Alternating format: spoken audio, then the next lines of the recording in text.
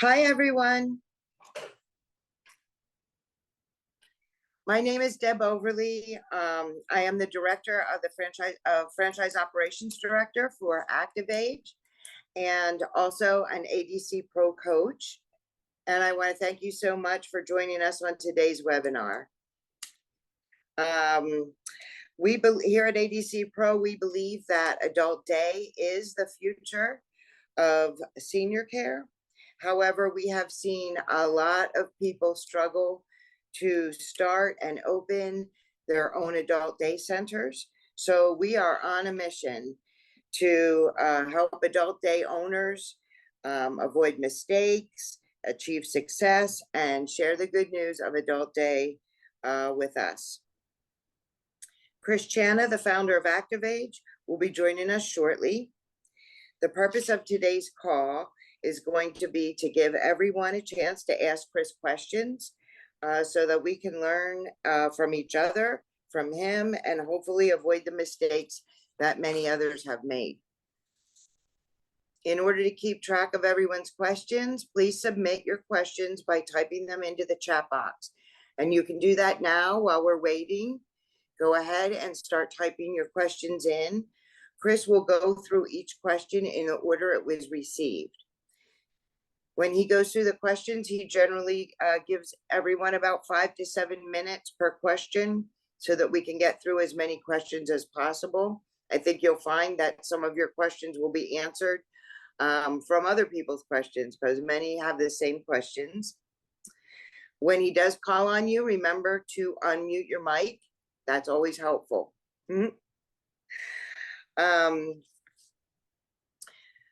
I wanted to remind you of a couple ways that we help you achieve success. First of all, with our YouTube channel, make sure you subscribe to our YouTube channel. We have over 300 plus educational videos on adult day. And if there's something that there is not an answer to there, if you let us know, we'll make one. Facebook, we have a private Facebook group for this Adult Day Pro, ADC Pro group. So search Adult Daycare Pro or adcpro.com on Facebook, join it. And once you join, we encourage you to ask questions, develop relationships, and engage with each other. Also, we do this free monthly webinar, and that's always the second Wednesday of each month at 6:30 Eastern time. So mark your calendars for that. Come with your questions. We do coaching calls. If you're interested in one-on-one coaching calls with Kris or myself, you let us know in the chat. I'll send you more information. And lastly, if you'd like to own an ActiveAge and want to know more about our franchise opportunities, message me in the chat and I can send you a quick application. During the Q&A, I will put links to all of those things that I just talked about into the chat box so that you can pick up on what you need and join us in those different places. For the next couple of minutes, I'd like to just chat with a couple of you. I see some that have been on before, some new faces. Just get to know you a little bit, where you are on the journey. And also, if I'm talking to somebody and you find somebody that's from your own state, maybe jot it down, because it's great to build a network of people in your own state as a resource base. Regulations, Medicaid reimbursements, and many other things are state specific. So it's awesome to know somebody else that's working on the same project and in your state. Kathy, have you been on before? I don't remember seeing your face before. No, this is my first webinar with you. Okay, awesome. What state are you in? I'm located in Denver, Colorado. Okay. And where are you on this journey? Are you just investigating or you're started? I'm actually kind of in a different space. I'm looking to see about the possibility of some networking with this group on a particular learning program and activity. So I was interested in what kind of questions would come up with regard to what activities people plan within their centers and what Active Age recommends and introduces to their organizations. Okay, cool. All right. How about you, Carol? Hi. Hi, where are you located? Michigan, Okay, Michigan. And I'm actually taking the National Certification for Activity Director course. And our okay, instructor suggested that we log in and listen to what you have to say. But I'm currently an activities director in a long-term care facility. okay. All right, cool. Princess?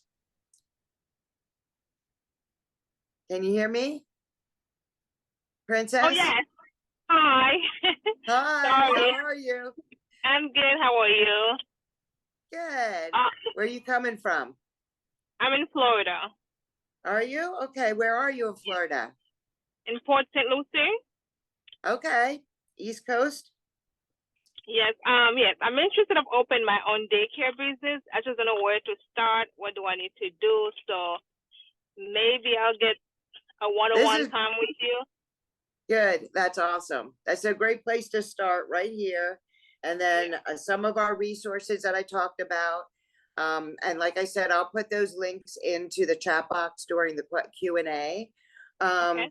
And then also coaching calls are always a good way to go for specific and more in-depth, information on your issues. So, but I'm sure that you'll learn a lot on stuff tonight for sure. Very good. I'm very glad. good. I'm glad you're with us. Oh, thank you. Thanks for having me. Jana? Are you there, Jana?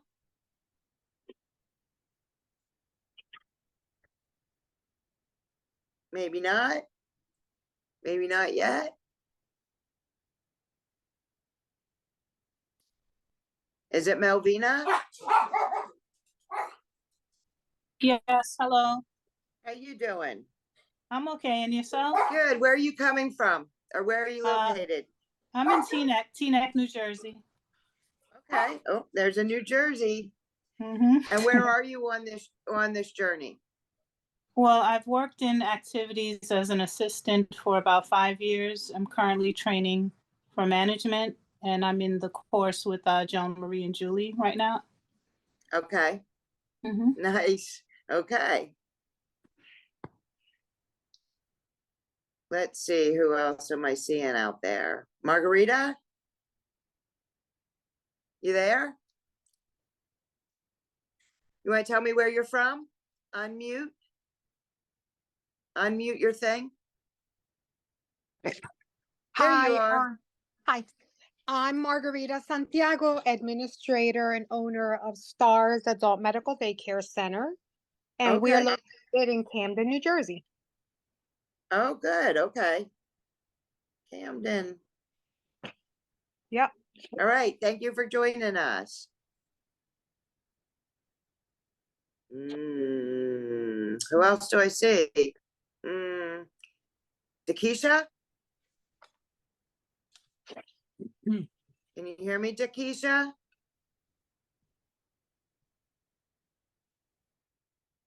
No. Doris is just coming in. Hi, Doris. Can you unmute? Hi. Yeah. Yeah, Where- hi. Hi, where I- are you located? New York. We have a social day. I'm Doris Carpe Diaz from Centro de Amigos. We're a social model of daycare in New York State. Okay. So you're open and running, right? I'm open and running, looking for tips because Joan Marie always has tips. All right. I'm glad she's here. She's gonna be giving out all her secrets today. Yeah, that's what I'm here. I'm here to grab her by her ankles and shake those secrets out. That's right. We want to know. Thank you for Thanks having for me. joining us. Thank you for having us.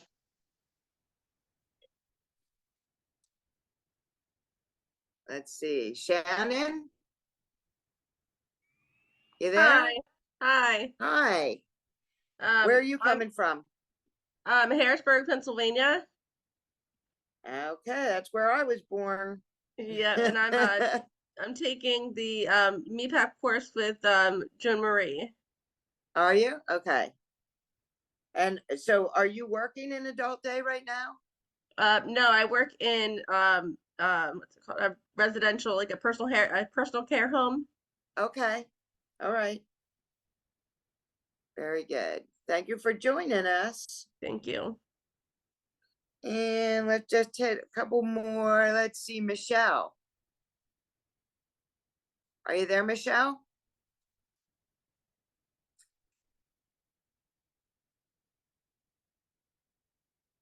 No, maybe not. Eric, are you there? Eric Shaw, I'm here. you're here? Where are you? I'm actually from Bayonne, New Jersey. I'm Joan Marie's husband. Oh, okay. All right. Well, we know why you're here, so that's it. Well, I don't need to talk to you anymore. Thank you for joining us. You got it. Ah. Oh, I was going to go back to Michelle, but then she disappeared. Where is she? Hi, how Michelle? are you all? Hey, Michelle. Is this Michelle? Yes, this is Michelle. How are you? Great. How are you? I'm good. Where are you located? Jersey City, New Jersey. Okay. And are you working in adult day or? I'm getting familiar with it, yes. Okay. Are you planning on opening your own? Yes, Okay. So you're in the investigation stage. correct. Okay. Good to know. Thank you for having me. Thank you for being here. Thank you. Let's do one more. Crystal, are you there? Are you with us, Crystal?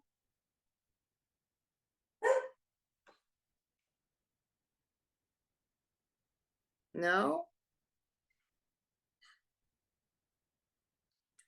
Okay. Are you guys putting your questions into the chat boxes? Because Chris will be joining us very soon. And he'll want to get started straight on those questions. And the more that are in there and lined up for him, the better. So he will, and because he'll start with the first ones entered and move through them. Okay. Dakasha, are you on? Are you on with us? Can you unmute? Can you unmute your mic?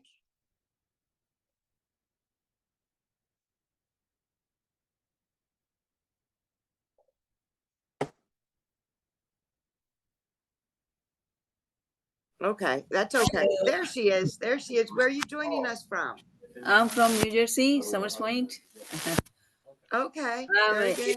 class with Joan Marie. Okay, all right.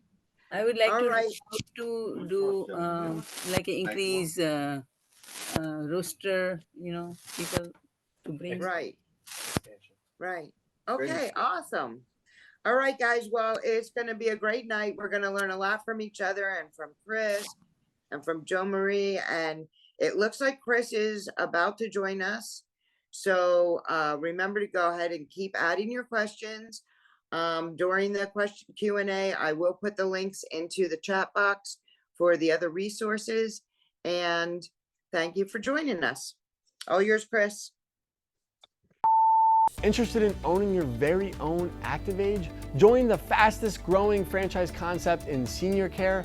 As an ActiveAge franchise partner, you can be in business for yourself, but not by yourself. Have access to a world-class Margaritaville style environment, and together we can change the world for seniors and their family caregivers. Own an ActiveAge today. Thanks, Deb. And what's going on, guys? I hope you all are doing well. Man, we got a full house tonight, and I'm excited because we have a special guest, Joan Marie.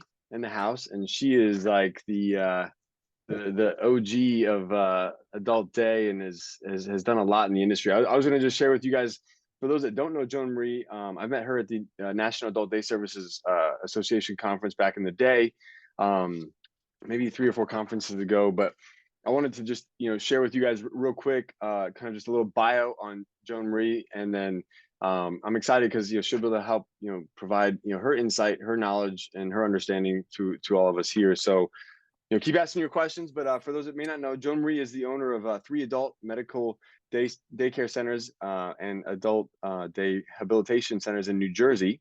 She also is the owner of ADS Funding Solutions, created just for adult day services to help with the ERC credits. So if there's any adult day centers that were open during the COVID period, she'd be able to help you out with that, and she can go into that in more detail later. She's an advocate for seniors and wears many hats in the adult day industry for sure. As the president of, and this is like the longest acronym of any association I know of, it's the NJAMDSC, New Jersey Adult Medical Day Services Coalition. She has developed a platform for adult day service providers to join as one voice to bring about positive change in legislation. So this has been extremely beneficial, especially for those who take Medicaid. And she's also the president of NJAPA, the New Jersey Activity Professional Association, and a licensed instructor for the National Certification Council for Activity Professionals. She's worked to develop the first adult daycare certification course, and throughout the last 20 years, she has served as the NADSA board member in various committees, such as the Public Policy and Advocacy Chair, Education Committee, Membership Committee, and she's, I think, just recently is serving now as the vice chair of NADSA. Joan Marie is the president of Future Focus, creative healthcare consultants that has assisted over 50 adult day service providers open and operate. So Joan Marie, thank you for being here. Did I miss anything, Joan? No, thank you. That was a great intro. Thanks for having us all here. And Kris, we love what you do. You're really inspiring and really help a lot of people. And that's what it's all about throughout the country. So thank you for what you do. Absolutely. Well, I'm excited because we get to get your perspective, and I know we have some questions in the chat. So I figured, I'll probably start, with the ones that are already here. And if you guys want, make sure to go ahead and put your questions in the chat right now. If we get through all of those, I might call on people individually, but definitely want to make sure we answer as many questions as possible. We're going to try to give about everyone about around 5 minutes. So Crystal, are you still on? I know Crystal was the first one with a question on here. Crystal had a question. Her question was, I want to know more about the business planning side of it. How do you write, how do you write a business plan? Funding options. Is it possible to start this business with no cash on hand? So Crystal, are you here? Crystal West. I don't know. Is Crystal West here? If you want to unmute, I see you're still on. If you want to unmute. All right. Well, maybe we'll come back to Crystal. Well, Crystal, if you get a chance to unmute, feel free to jump back on and let us know you're here. Let's see it. Go ahead. Oh, I thought we had it. No. All right. So how about Keaton? Keaton, are you here? Yes, I'm here. All right, Keaton. So I saw your question in the chat. Feel free to go ahead and share your question with all of us. Let us know where you're at and what stage of the business you're in, and then I'd love to be able to have Joan Marie kind of help and provide some of her insight too on your question. So go ahead. Sure. I know Joan Marie for a while. I run an adult day program in Millville, New Jersey, that is South Jersey. And we are running it for the last 4 or 5 years. COVID put us down, but now we are back up. We have a lot of members who are qualified and authorized to come 5 days a week. But somehow this is one of the poorest counties. We take them to medical appointments. We have a very vibrant activities program. We do so much for them. Still, they are not motivated to come out and come to the day program. We only get paid if they come to our program. Authorization means nothing. what can I do to motivate them to come more or to come for all the days that they are authorized to come? So I'm gonna pass this on to Joan Marie. I feel like I know Joan Marie. She's probably got a 50-point PowerPoint slide on this topic. I do. Actually, we just presented it at the Chicago, conference, and it's all about marketing your activities and bringing people to the table based on person-centered care, what they like, bringing that into the program. One of the biggest things with activities is developing a program that will continue to have them come day after day. So if you have a one-day bingo, it's not going to happen. But if you have different types of programs where, for instance, having a drama club where at the end they're going to have a show. So now you've included about 10, 15 people that have different parts or tasks to the activity.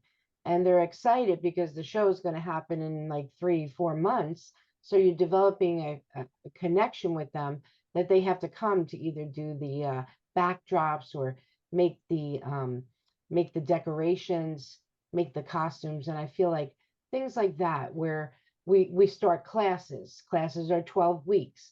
You have to be there two times a week. So there's different types of activities. And I think activity is a big component to make them come. Don't just have bingo, make bingo count. Like we have every Wednesday a different bingo. We have food market bingo or household gift, pizza bingo, chicken bingo.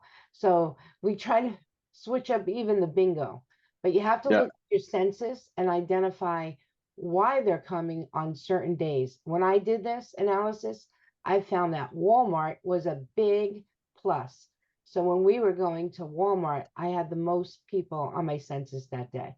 So you know what I did? I started switching up Walmart. One week it was Monday, Tuesday, Wednesday, and every week it changed. So look at your census. Joan Marie, it's interesting as you're saying that. Two things came to mind, Keaton, and to kind of play on Joan Marie's Walmart story. When we first started out, we started doing live music every Friday, and we would have live music on Fridays, and Fridays would be like our busiest day, like out of the week. And it's to the point where we were like literally 30%, like we had 30% more people in attendance on a Friday than any other day of the week. And we knew it was the live music thing. So at some point in time, we made the decision to go and do live music every single day, and then that became part of our marketing plan. Again, that might be something that it may or may not make sense depending on your budget. Can you really have live music every day? That might be depends on everyone's budget. But what you could do, like to Joan Marie's point, is like you switch it up. Maybe live music's on Friday this week, but it's on Tuesday the following week. It's on Wednesday the week after. Another thing that we had done is we do parties every single week, and the parties always land on different days. And so that way there's always some sort of a themed event that's going on, something new, something fresh, something different that's completely outside of our like kind of traditional activities that we're doing. And that party kind of like gets everyone hyped up for that event that week. And it's always, we're always switching the days that it's going to land on. And we do different themes every 2 weeks. So our environment, the decoration, the decor, the theme that we have is going to change every 2 weeks. And then I would say the last thing that came to mind when you asked that question, Keaton, was we actually will send a text message out on Monday mornings with all of the big event, like basically the one big thing every day of the week. And it's like a reminder text to all of our members, what we're doing on Monday, Tuesday, Wednesday, Thursday, Friday, the big thing that we're doing, whether it's a party or something unique to that day. And we use that as a kind of a reminder to families to put that on their calendar if they know their loved one likes that type of activity. Just one more thing. We started like it's called one of our facilities is called Life. So we give out like Life dollars. They're fake. So every day they come in, they get a Life dollar, and by the end of the month, they collect them. And we started a Life store, so they're able to redeem their Life dollars, just for coming in that day for different household things that they would like. Or we have an auction once a month. And the auction, they are able to use their Life dollar money. So you want to keep them coming, but I know what they want. They want something every day, but we have to be cautious of that and make sure it's things that they could use for their life. Was that helpful, Keaton? Yeah, thank you very much. I did make a couple of notes, and I think our own staff does all the backdrops and decorations, and I will suggest them to have members get involved in the backdrop and decorations. Drama club we don't do, but rest everything what Joan Marie said we do it. So I'll have to just see how I can polish it a little better. And you know, Keaton, do you have a do you have a way to text all of your families or the individuals that are coming? I know we've you know, to get the message across to a lot of our families, we don't blow them up every day with text messages, but we do one summary text that is kind of to alert them of the upcoming week, because we found our open rate with text messages closer to 80%, where our open rate with emails is something like maybe 15%. Kris, can you share how they can develop this text message system, like what they need to get? Because I don't think people know. Yeah, I mean, yeah, great. You know, thanks for bringing that. So we use a CRM system, and our CRM system, like, you know, basically, you know, it's where all of our leads come in. It's where, you know, a lot of our communication happens, you know, throughout their kind of journey as they're like, you know, they're inquiring, coming for a tour, using a guest pass, and then becoming a member. And so that CRM system that we have has the ability to send text messages, you know, through it. But there's also services out there where you can send, like say you don't have a CRM system and maybe you're not in a position to set up a full CRM system.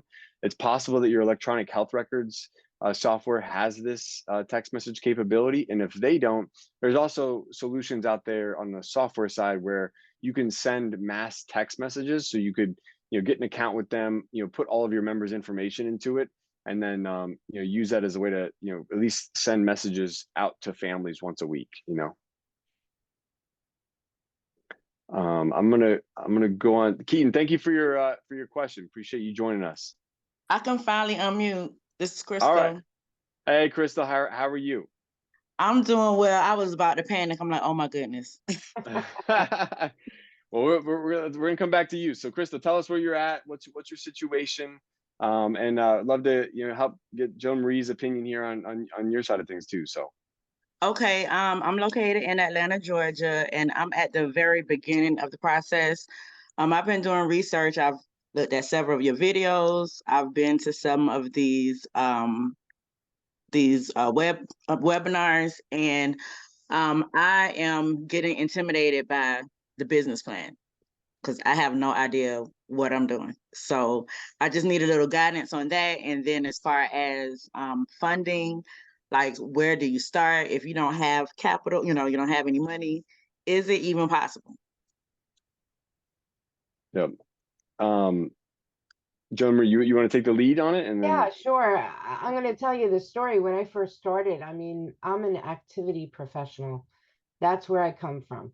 So I wanted to start. I didn't want to lose hope. I was excited to do this. And I broke every piggy bank in my house. I also one day emptied all my furniture in the house. My boys came home and said, Mom, where's our furniture? Because I moved it into our adult daycare. So can you do it on a shoestring? Absolutely, yes. But you do need some funding. You need some support behind you. I borrowed from family and friends, of course, paid back. And but the first year was difficult. But, you know, if there's a will, there's a way. But be cautious with what you're developing and your budget, because being successful, you know, means understanding what your needs are, what your wants are, but what you're capable are would be very important. And you have to have some seed money somewhere. Yeah, I think, you know, the hard part, Crystal, about the adult day side of it is because of, you know, there is a brick and mortar component to it. And then there's a licensing process, you know, and so because you're gonna have a brick and mortar space, you know, there's gonna like, you know, capital is gonna be required to, you know, lease that space or to reserve that space or to decorate or to, you know, put furniture in that space. And then there's gonna be capital needed to, like, you know, go through the licensing process and spend money on advertising. So it's hard to start something like this without any capital, you know. So really then the question becomes, you know, where can I get that capital? And of course, Joan Marie, you know, the friends and family side of it, you know, if you can go that route and you know, that is one way to go. You know, there's also the SBA loan has like they have like small business loans that are kind of like express loans. You know, if that's something, if that's a risk you're willing to take, I know there's you know, there's fewer requirements. I believe there's an SBA loan that's like you can borrow $50,000 to start a small business. There's fewer requirements on that particular loan than if you were to like, you know, get a much larger loan, you know, to the tune of $150,000 or $200,000. But that could be like seed capital that you might need to get started. And then the SBA, you know, they actually have like a framework for a business plan that's like what the SBA is looking for when you go to like, you know, apply for a loan with them. And if you follow that framework, you know, using the one that they have, the template that they've already created, you know, it's going to be in alignment with, you know, what they need. But I think I forget the name of the video, but it's definitely going to be under the startup stage playlist on my YouTube channel. But I did a video on, you know, can you start an adult day center for like less than 100,000 or something like that? And I kind of break down, you know, what to think about, what costs, you know, you're going to think about, even if you're starting a smaller, you know, 2,000 or 2,500 square foot adult day center, you know, what could you realistically start something of that size, you know, with, and then using that as a starting place to know, okay, you know, if I want to open up a smaller 2,000 square foot adult day center, I'm going to need at least X to do that. And then, you know, can I get 50 from the SBA? Can I get 50 from, you know, or maybe, you know, 25 from friends and family, and, you know, 25 from another group of friends and family? Can I find a partner to partner with, that maybe I'm coming in with the expertise, I'm coming in with the, you know, the kind of the understanding of operations, and, you know, and they're going to back me on the financing side, you know. And I would just interject that when you are researching for a brick and mortar or building, there's different ways that you can look at opportunities. One is maybe a facility that already closed down and is not functioning. Another one is church groups or restaurants. You want to look for things with more bathrooms, because that's going to be the cost. Other areas you could build quickly, but the bathrooms are a big cost when you build. So I always instruct people to look for different places that may have all the ingredients, you know, to make the pie. Yeah, you know, I was actually and thinking about a church.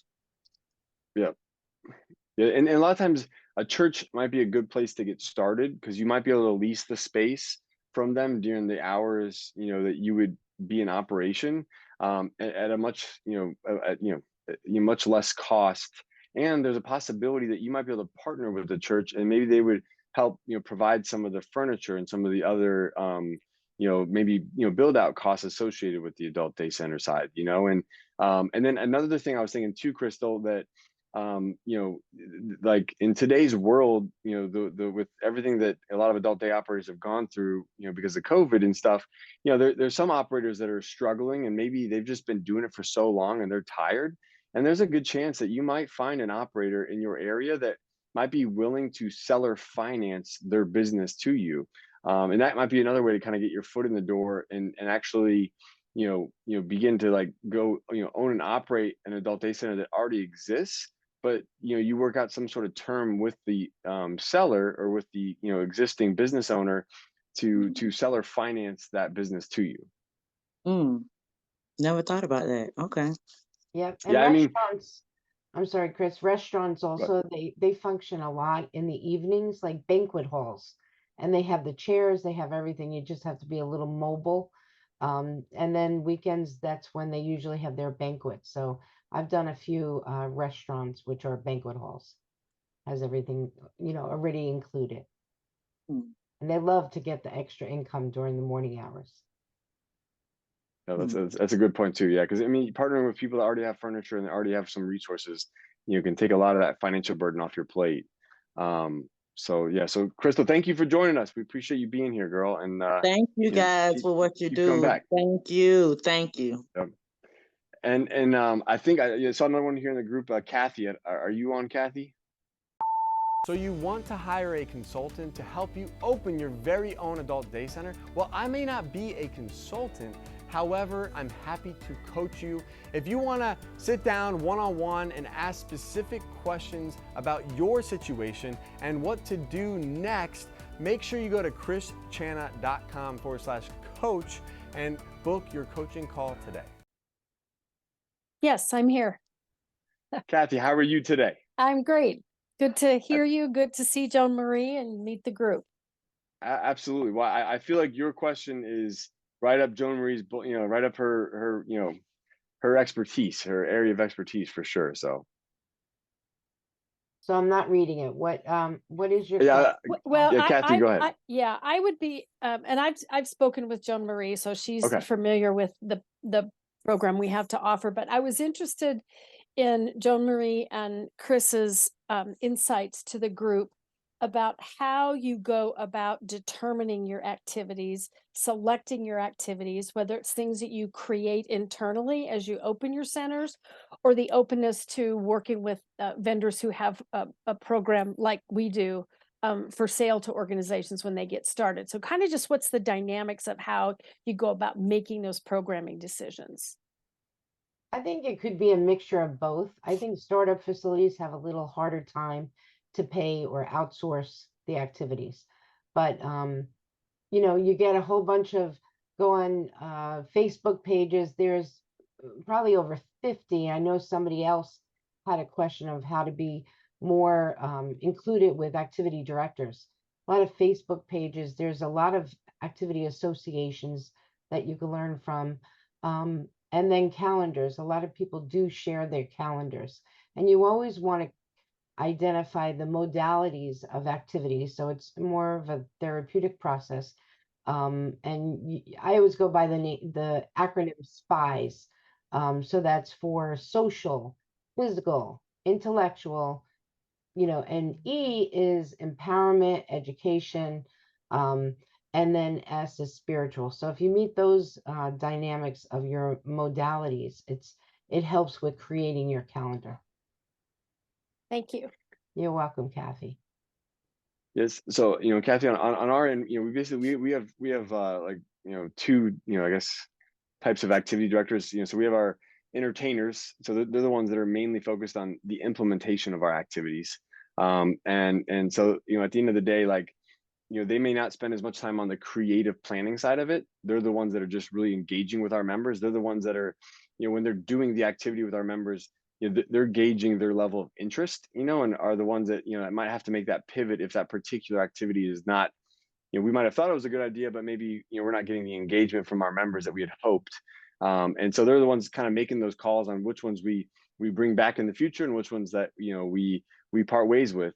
And then on the other side of it, we have a lady in house who she does all of our activity planning. And so we're usually planning our activities about 90 days in advance. Okay. And then she's the one that's kind of curating the creative side of it and using all the tools that exist today. Now we're unique in the sense that, we created an activity software program that delivers, all of our activities kind of, through this big 16-foot wide by 9-foot tall television inside of our,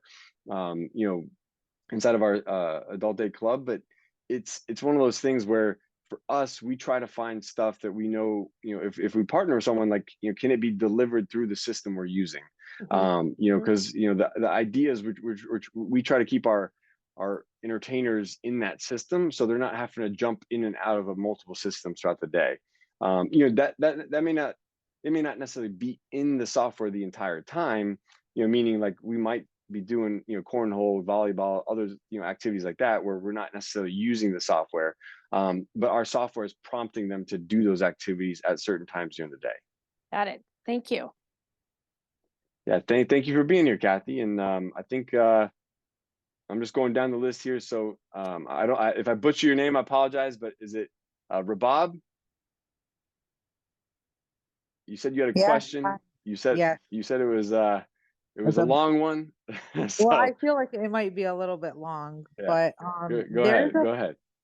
So there's a program called PACE in my area, I found a location, my city, there's really no adult daycare programs, which, I'm so excited about that I can, really expose the community to adult daycare.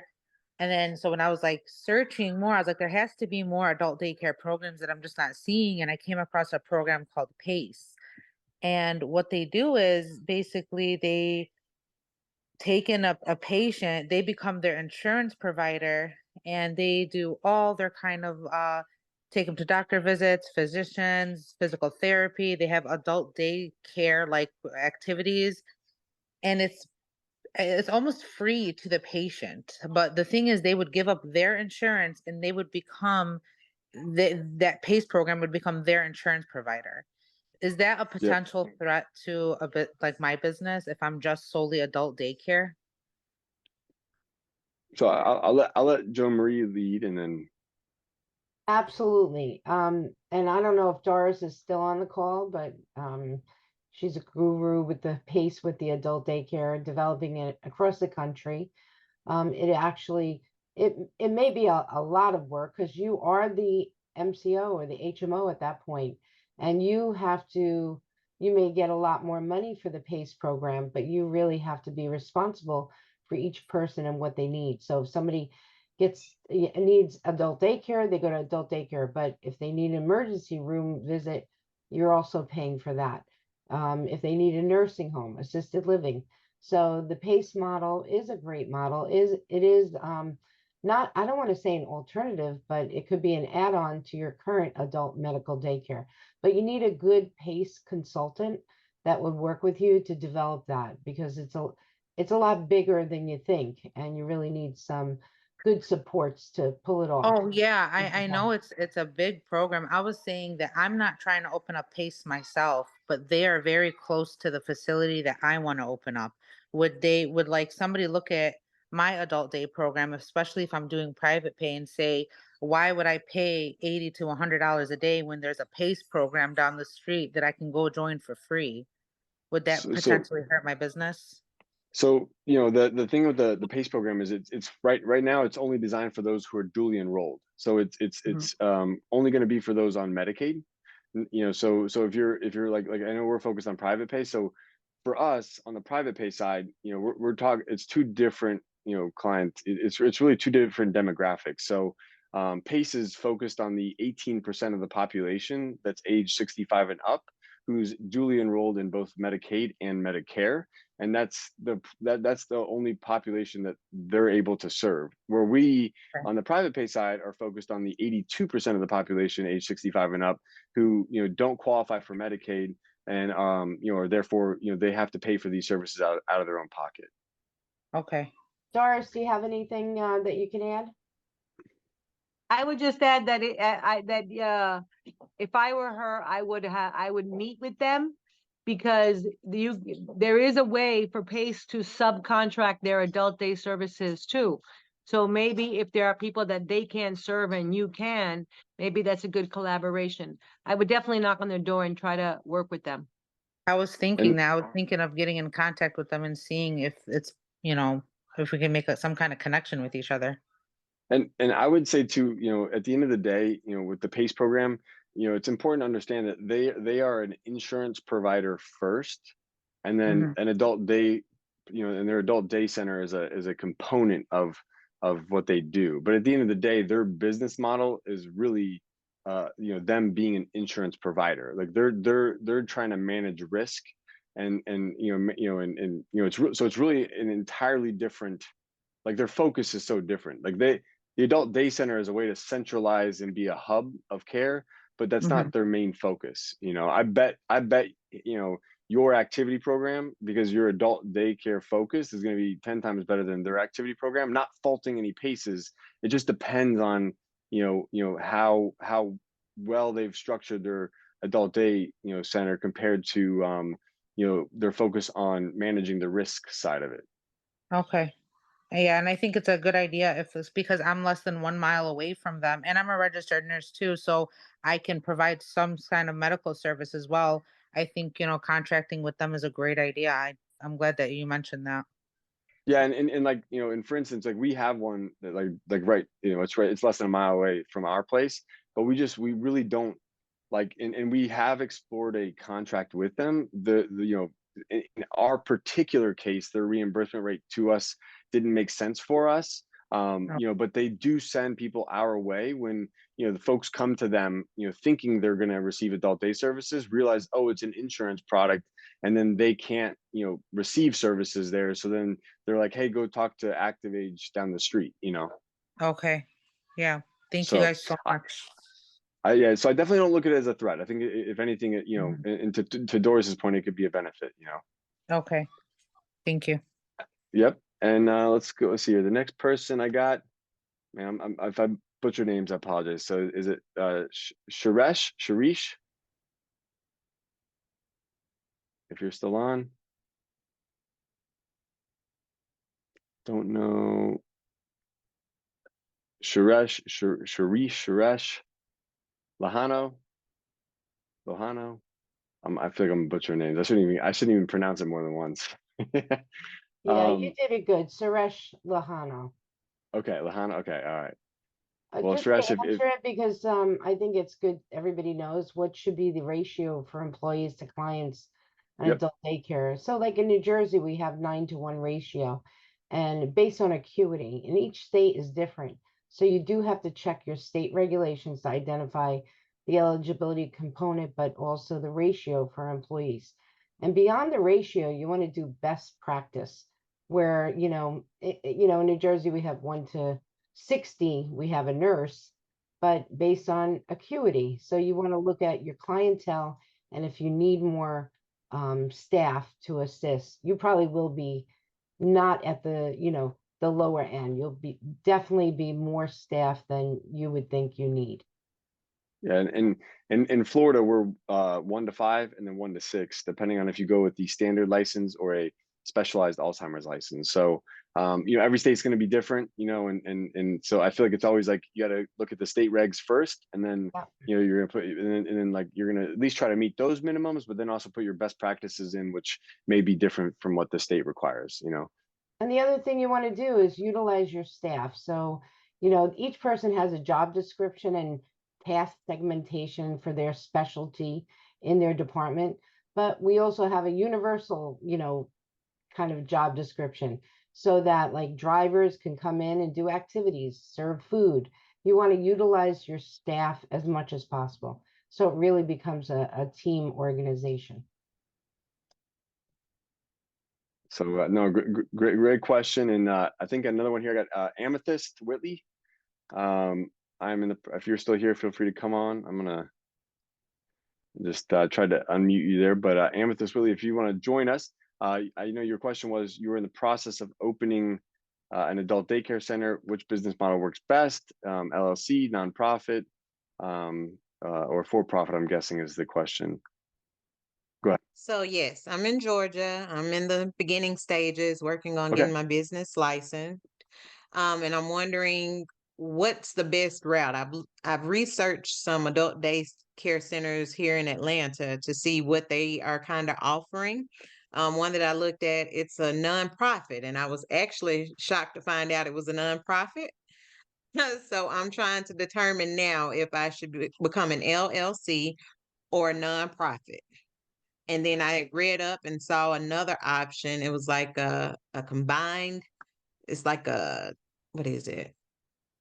It's a nonprofit LLC. It's exactly what I looked at. Got it. Joan Marie, you have any experience on the nonprofit side? So I do, and it's a zero balance budget. It's definitely a different world, but you can get grants, with nonprofits. There's a lot you could do. But my suggestion always in this category, because you could do an LLC, you could do an S Corp, you can do a corporation. There's all difference, but you have to talk to your accountant to see what meets your tax needs, because they all have different tax implications. And also if you have partners, that will make a difference. So limited liability companies, the LLC, but you have to decide, and I would just suggest talk to your accountant, because that's really important to do. But I've seen them all. Every facility has had different ones, and they work based on what works for you. Yeah, I know. Amethyst. In our experience, I mean, I've only ever known the for-profit world. As far as like the kind of the S corp for-profit world. But so on the nonprofit world, I feel like if you go that route, then a portion of your focus needs to be on the fundraising and the applying for grants. And so it kind of like is one of those things where when you think about your expertise, or maybe someone that you partner with, do you guys have any expertise in fundraising? Do you guys have expertise in applying for grants? And if you guys do, maybe that makes sense to go that route. But if you're like, hey, I'm just trying to establish an adult daycare center that I can provide services to the community, and I don't want I don't have to deal with the complexity of maybe a nonprofit organization where you might have a board of directors and you might have you might have your meetings, and there's more people kind of directing the vision of the company or that nonprofit. It might make sense to go the for-profit route. So it really kind of comes down to what's your overall strategy. So for us, the for-profit route it allowed us to be more focused on just providing valuable service that people are willing to pay for. But hey, the nonprofit world, there's a ton of grants out there. There's a lot of opportunities to fundraise. So it really kind of depends on where are your strengths, or where are you and your partner's strengths. Gotcha. Thank you. No, thank you for joining us tonight. Appreciate it. Priyanka, I know you are in Texas, Houston, Texas. That's where my sister is, actually. How are you? I'm good, Kris. How about you? Doing good, doing good. Well, yeah, feel free to go ahead and ask your questions so everyone can hear, and then we'll try to answer it the best we can. Okay, so I have been wanting to open adult daycare. I own assisted living homes, multiple. My concern has been, how would I keep COVID out? Because as an assisted living owner, that has been my concern for the last 3 years. When people are going in and out and they are with families and friends, so how do you keep COVID out? How do you make sure they're all safe? And if it gets into your facility and other people get it, how would you handle it in this kind of setup? Well, I just hung a sign outside my door and said, keep COVID out. And that really worked. So, you have to have a strategic plan in place, policy and procedures that, you do your best. You can't get it 100%, but we have a station inside where you take your temperatures soon as you walk in, for family, visitors, friends, and the clients and employees. And then we have a whole COVID plan for disinfecting buses, and we even take temperatures on the buses before they arrive. Even though we're not mandated anymore, we still follow the same mandates.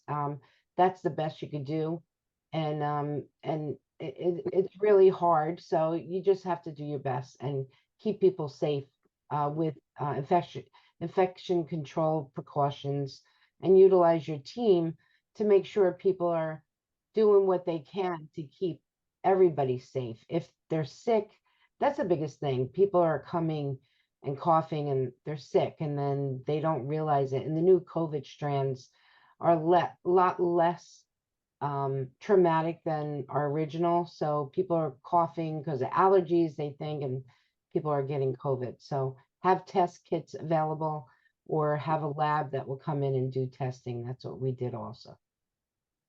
Right. So in the facility is when they are away from the facility that I'm concerned about, that they may be getting exposure, and COVID is not immediate. They may be a carrier, and 5 days later we are finding out, oh, they were attending, and now we have exposure of everybody who was there. And that has been my concern. You don't think that's a valid concern to? Priyanka, we went through it we've had COVID in our building 3 times, since COVID. We just went through it again here recently. But in every one of those experiences, what's nice about it in the adult day environment, compared to assisted living, because I owned an assisted living facility through COVID, and that was a completely different experience, and that was actually harder for us, because the nice part about it, if someone either presents symptoms or does have COVID while they're here, we had a quarantine area that we would help someone to, and until their loved one could come and pick them up. And then what was nice about it is, for that person, when we opened the next day, they weren't coming back into the environment, so they were back in their own home, kind of quarantining there, while everyone who was feeling well, and who is didn't have a fever and didn't test positive, was able to come to our adult day center. So it's like, in a way, because at the end of the day you shut down and people do go home, they're kind of self-quarantining when they test positive or they present symptoms of COVID, and then it allows you to kind of keep that out of the environment. Where in assisted living, it's just going to run its course through the entire building over a period of time. And so at the end of the day, obviously we can't prevent it entirely, but you use those mitigation measures, and then know that during periods of COVID, you're probably going to have like a lower attendance. And you're going to be a little bit more alert, and you're going to continue to do best practices when it comes to testing for temperature, being aware of people presenting symptoms, and just trying to manage that the best you can with families. Okay, that kind of makes sense. We never had COVID in any of our buildings. I'm very strict about that, and I think that's where I'm coming from, and I'm scared of just that one factor. Yeah, I know the COVID in our assisted living facility was way more difficult than COVID in our adult day center, and that was our experience. I know everyone's experience might be a little bit different, but I know, our, like, when COVID was in the building, it was so much harder on the team, because Right. it was like one of those things that, like, once it kind of it traveled, right, and then you got some people that are kind of, you're caring for everyone in that environment, and everyone's kind of in this communal environment, and they're having to quarantine in their rooms, and it puts a lot of extra pressure on your staff. Where in the adult day environment, for the most part, you're just taking care of those people who are feeling well and don't test positive, and and don't currently have it, where those that maybe do have it are at home. Yeah, no, makes sense. Thank you. I appreciate that. Yep. And let's see who we got next. Karine Remy, are you still on, Karine? Yes, it says, all right. Hello, how are you? Good, in yourself? Doing good. So you're looking to open your own adult day center. Tell us your story. I'm in Florida. It's a French name. They say Serene, but it's Karine. Whichever, it's okay. Oh, yeah, gotcha. And there's an opening my own, but I would like to know what is required for the licensure. Sure. So you're in Florida, you said? Yes. So if you go on to the Agency for Healthcare Administration, have you been to their website and downloaded the Aspen regulations?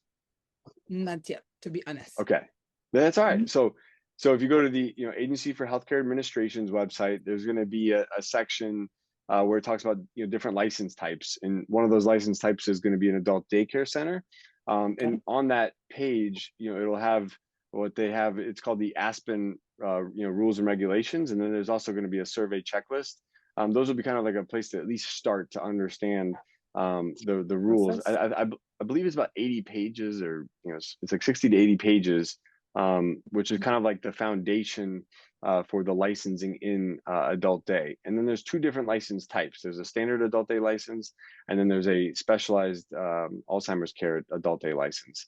And so inside those Aspen regulations, it'll indicate which rules and regulations apply for the standard license and which ones apply for the specialized Alzheimer's care license. All right, thank you. So, but yeah, but I would say that best thing to do is kind of get your feet wet reading that. And then once you kind of have a general understanding of the licensing side of it, then a lot of times it's just trying to get an understanding of, like, what is it going to cost for me to get something like this off the ground. How big of an adult day center do I want to open? Is my vision a a 2,000 square foot space, a 4,000 square foot space, a larger space, where am I at financially? And then kind of like picking that target and then working backwards to see like, how much is it going to cost me to get this center up and, running? And I know on our YouTube channel, I have 4 different videos that go through the different sizes. There's like I have a video on like I think a 2,000 to 4,000 square foot space, I think 4,000 to 6,000, 8,000 plus. And it kind of talks and breaks down, the different costs associated with those different size locations. Right. Thank you. Yeah, no problem. I mean, Joan Marie, do you have any other insight? I mean, that's just, I know that's Florida. So, I mean, but I know you've launched 50 plus, so you're way more skilled than me in that world. Oh, I think you hit on the really good points. And, there's a checklist and you have to check the whole list, before you do. And what you're doing is correct. Go on, get resources, reach out to people, go visit other owners that are acceptable for you to come and visit and tell, what's going on in their operations to give you a little hand. All right. Thank you. I appreciate it. Yes. I know when we first opened, I went and toured 8 different locations. And then I leaned on the support of at least 2 or 3 of them that I built a good rapport with, and they were outside of our market, and they wanted to help, and they really provided a lot of like insight, and a lot of valuable information that helped me in the very beginning stages when I didn't know where to turn. All right. Thank you. I'll try my best. Yep. All right, we got so I think is it Rui? I don't know if you're still on.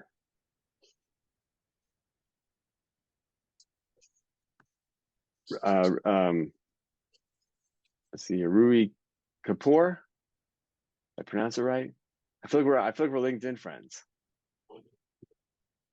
I know you were looking, interested in opening an ADC. I didn't know if you had a specific question or not, and but if you're able to unmute, feel free to jump in and ask, and if not, we can move on to, I think, Margarita. Margarita, are you on?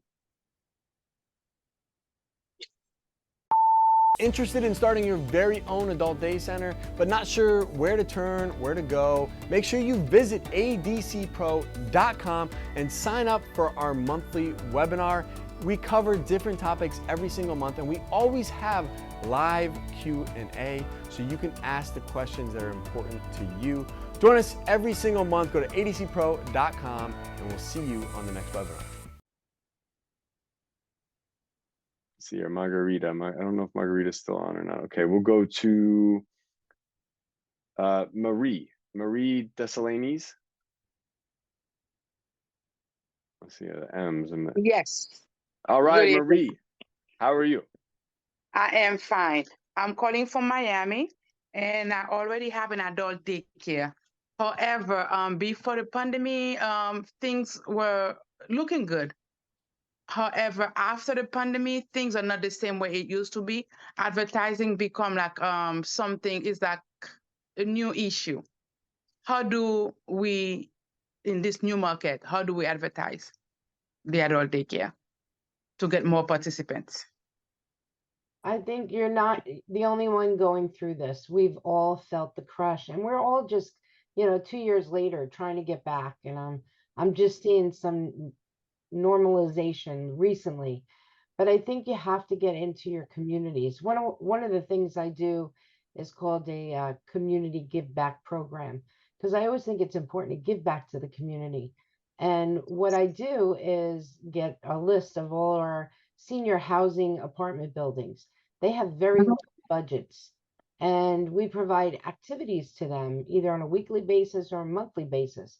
So I hire my marketing person is an activity person. So they're able to pick from a list of, maybe 20 different activities, and we lock them in each month for the year. And we become, part of their integral system. So, they always invite us to events, but they can pick anything from, beauty hour to gardening to horse racing, karaoke, bingo night. So we give them a whole bunch of events to choose. We sit down, put it on the calendar, and then we're allowed to post the flyers. This, I found, helped us out a lot because a lot of people are afraid still to come out. And I think you Yeah. have to identify for people when they do your marketing and emissions of what you're doing to safeguard their family member or safeguard themselves from COVID. And still for us, having our policy and procedures in place, and I know Linda is on this call, but having it in place really makes them feel safe. And that's the key. Yeah, Thank you. Marie, I know when, there was a period of time where, we were thinking, okay, like, as we scale through the franchising, we were trying to figure out how do we standardize the marketing and advertising of what we do. So when we go into a new market, we could have more control over the lead flow in the funnel, and kind of almost have like, assurance that, hey, if we do, these 5 activities, between, social, Google paid advertising and all this kind of stuff, it'll generate X number of leads per month. And then that way we don't need to rely on a sales and marketing person in the community. And we realize that that does not work. Adult day is something that most people still do not know exists. It's very like, the number one problem adult day centers will ever face is going to be a lack of awareness.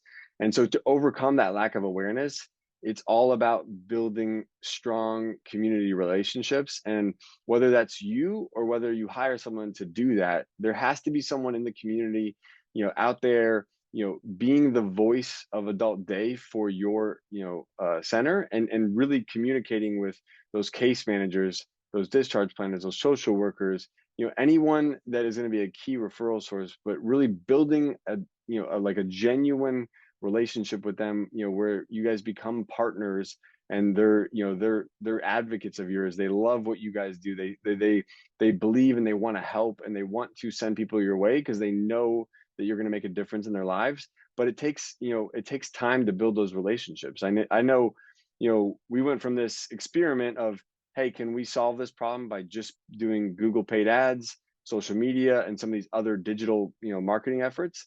And, we realized that didn't work. And so when we brought on our marketing person, we put a strategic plan in place. It took us 90 days, of hardcore, 5 days a week, 50 hours a week, banging on doors, building relationships, really getting immersed in the community, and supporting, all the folks that, we wanted to, hopefully support us to get to a place where now, by day 120, that lead flow is coming in strong, and, we're averaging 7 to 14 new leads a week. But it took a solid 90 to 120 days to get there. And it took a lot of community relationships to get to that place. I just have a couple of points. One is, and I love the saying that people will never remember what you say, but they'll always remember how you made them feel, right? So pick a person that makes people feel good, that goes out in the community, and get that community to bring them into your facility, because seeing is believing. Once they see it, they understand it, and then you're more connected. The other thing is, if you can't get them out to come and see you in your facility, bring a picture book. I always find that pictures say 1,000 words, and it really does. And we show them all the events we're having in a picture book. You can also offer, especially professionals, CEUs in your facility once a month, and social workers, discharge planners, nursing, activity professionals. They're always looking for CEUs, so you can have that. Also, community engagement, getting people to come into your facility by offering your facility as a space for different programs or projects. Even the HMOs in our area, I open my space up for them, so that they come and can have community meetings. Yeah, no, and it's so true. I mean, I feel like any opportunity we can get to be the host of an event, like I know, we do like a trivia night every quarter. We do an event every month, but they all have different focuses. And our trivia night is like a community partner focus where we're raising money for a local nonprofit. So like I know, like the last trivia night we raised money for Meals on Wheels. The one before that, we raised money for like a nonprofit organization that supports seniors in our community. And then we get different sponsors to help us do this. And then with the trivia night, we're bringing in 50, 60 people who are all really good potential referral sources for us, but they're coming to, they're immersed in our environment, they're meeting our team, they're having fun, and they're getting to know who we are.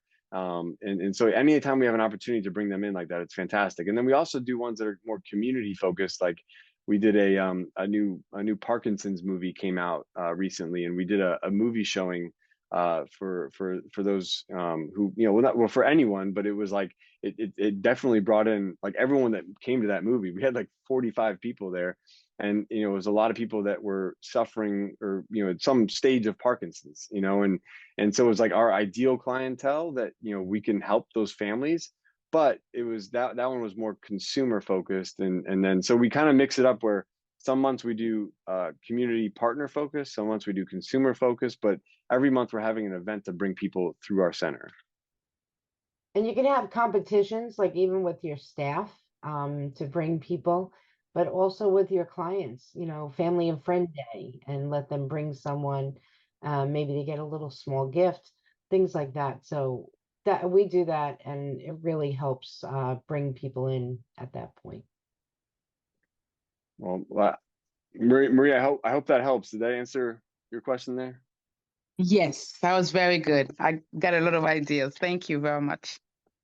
Absolutely. Well, hey, I want to say thank you to everyone that is joining us tonight. I know we're running a little past time, but love to just thank Joan Marie and everyone here tonight for being here. Joan Marie was going to just share a little bit about the ERC credit. So for those of you who currently have an adult day center, I think you may have had to have had it during the COVID period. I forget the window, but she's going to be able to provide a little insight to that. So for those that have an adult day center and want to learn about money that could be available to them, Joan Marie, do you want to just share with us real quick what that is? And then Sure, we've developed a company specific to adult day services. It's called Adult. Oh my God, can you believe this? No, it's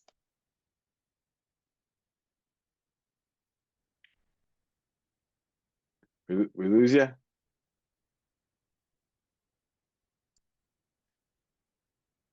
Here we go. Okay. Okay. Oh, something happened to my computer real quick. ADS Funding Solutions, and it's specific to adult day services. We have specialists that are ERC specialists, which is employee retention credits, and we're providing assistance to adult daycares and affiliates during 2020 and 2021, up to $26,000 per employee. We have also specialists in our tax attorneys and tax accountants for the ERC. So if you need any more information, reach out to us. I'm all over the place with that. We're really specifically helping adult daycare. So thank you. Thank you for having me.